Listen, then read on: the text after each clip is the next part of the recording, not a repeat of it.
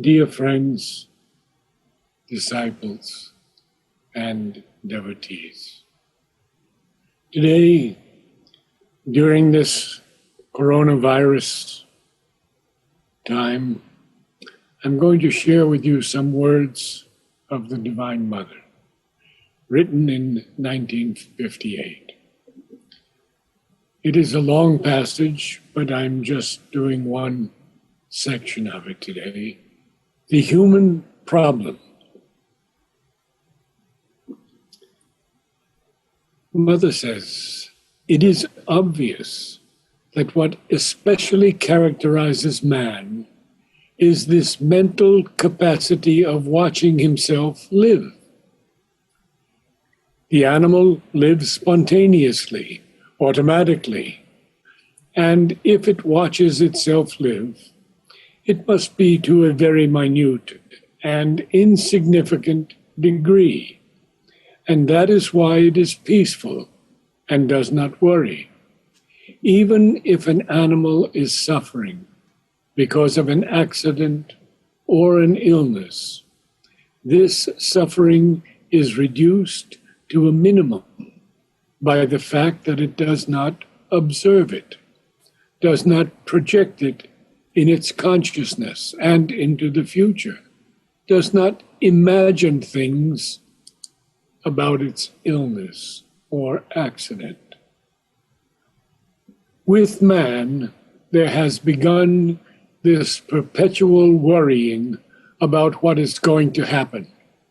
And this worry is the principal, if not the sole cause of his torment. With this objectivizing consciousness, there has begun anxiety, painful imaginations, worry, torment, anticipation of future catastrophes, with the result that most men, and not the least conscious, the most conscious, live in perpetual torment. Man is too conscious to be indifferent. He is not conscious enough to know what will happen. Truly, it could be said without fear of making a mistake that of all earth's creatures, he is the most miserable. The human being is used to being like that because it is an atavistic state which he has inherited from his ancestors. But it is truly a miserable condition. And it is only with this spiritual capacity of rising to a higher level and replacing the animal's unconsciousness by a spiritual superconsciousness that there comes into the being not only the capacity to see the goal of existence and to foresee the culmination of the effort, but also a clear-sighted trust in a higher spiritual power to which one can surrender one's whole being, entrust oneself, give the responsibility for one's life and future, and so abandon all worries. Of course, it is impossible for man to fall back to the level of the animal and lose the consciousness he has acquired. Therefore, for him, there is only one means, one way to get out of this condition he is in, which I call a miserable one, and to emerge into a higher state where worry is replaced by a trusting surrender and the certitude of a luminous culmination.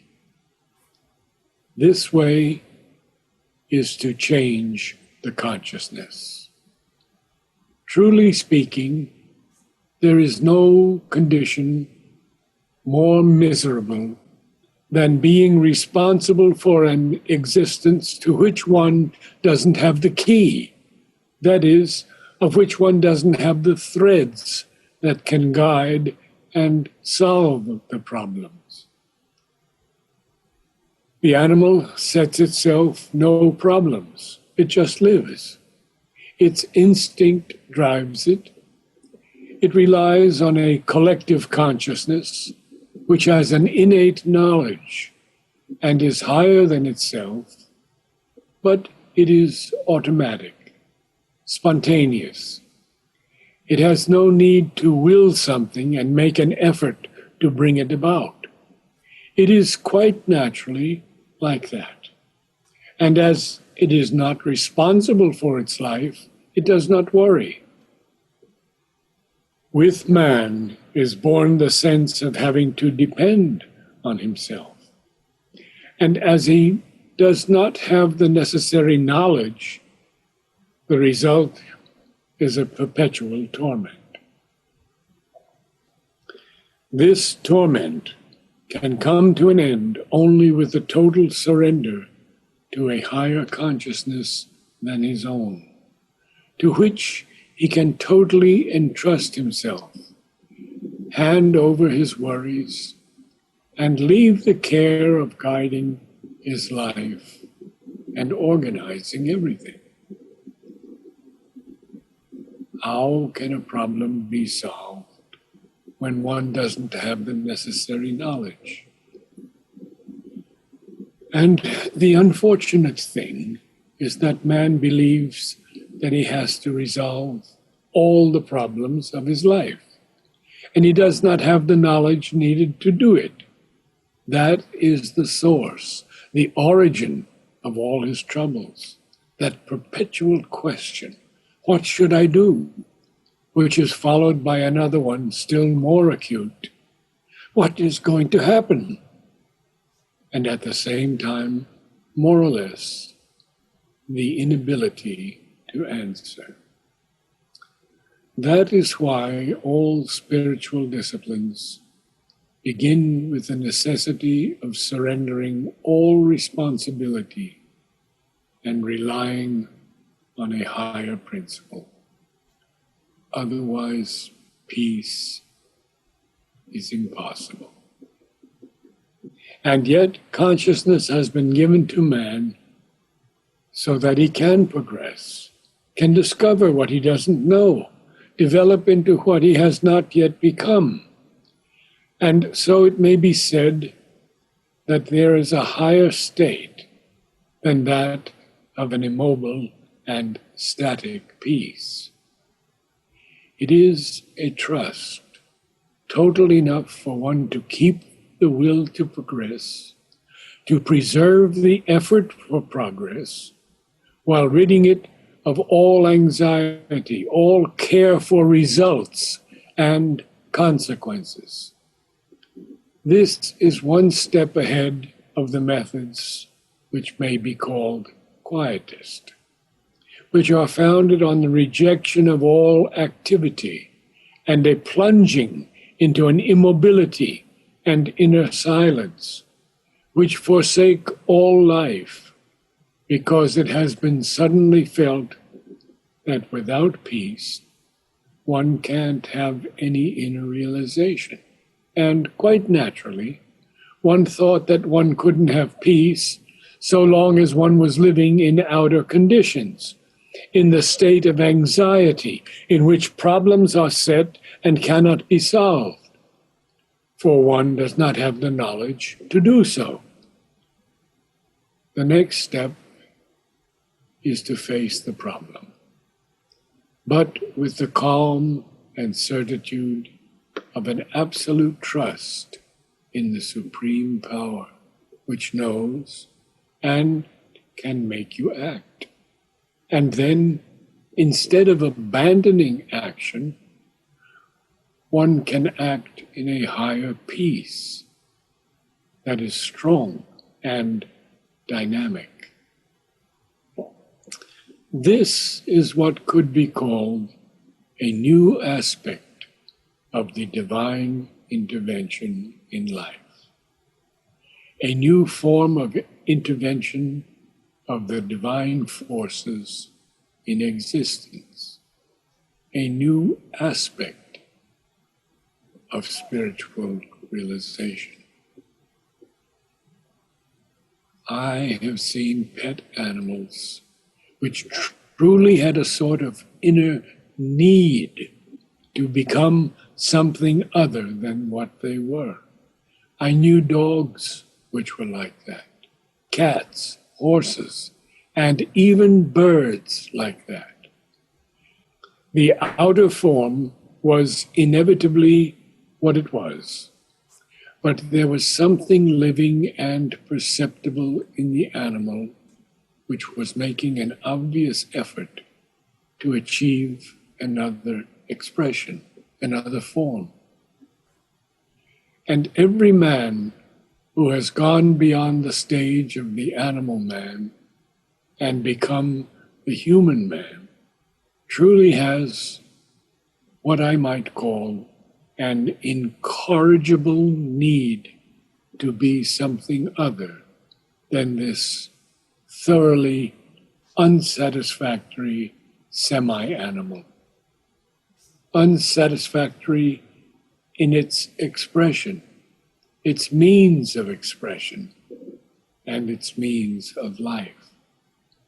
So the problem is this: will this imperious need be effective enough in its aspiration for the form itself, the species, to develop and transform itself?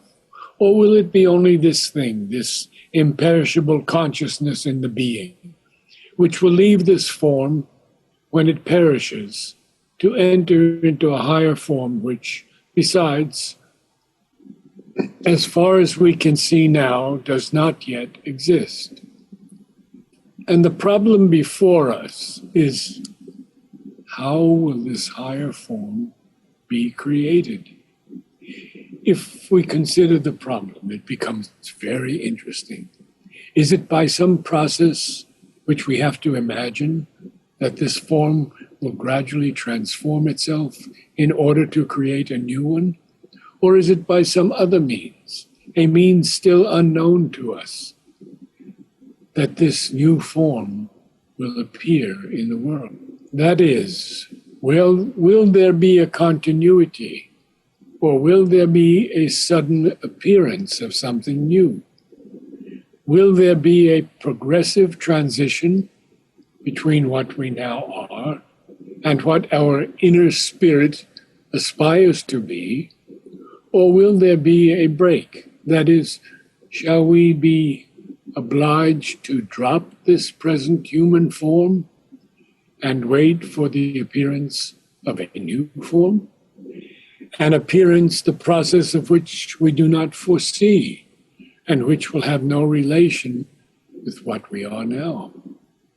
Can we hope that this body, which is our present means of earthly manifestation, will have the possibility of transforming itself progressively into something which will be able to express a higher life? Or will it be necessary to give up this form entirely to enter into another, which does not yet exist on earth? That is the problem. It is a very interesting problem. When this talk was first published, the mother added the following remarks: why not both? Both will be there at the same time. The one does not exclude the other. And then a disciple asks, yes, but will one be transformed into the other? Mother replies, one will be transformed and will be like a rough outline of the other. And the other, the perfect one, will appear when this one comes into being. For both have their beauty and their purpose. Therefore, they will both be there. The mind always tries to choose, but it is not like that. Even all that we can imagine is much less than what will be. Truly speaking, Everyone who has an intense aspiration and an inner certitude will be called upon to realize it.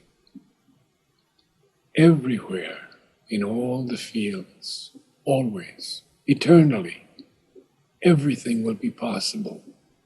And everything that is possible, everything will exist at a given moment that will be more or less delayed, but everything will exist. Just as all sorts of possibilities have been found between the animals and man, possibilities which have not remained, so there will be all sorts of possibilities. Each individual will try in his own way, and all this together will help to prepare the future realization. The question might be asked, will the human species be like some species which have disappeared from the earth? Certain species have disappeared from the earth, but not species which have lasted as long as the human species. I don't think so, and certainly not the species which had in them the seed of progress, this possibility of progress. Rather, one has the impression that evolution will follow a curve which will draw closer and closer to a higher species. And maybe everything that is still too close to the lower species will fall away, just as those species have. We always forget that not only is everything possible, everything, even the most contradictory things, but all the possibilities have at least one moment of existence. Written 4th December 1957.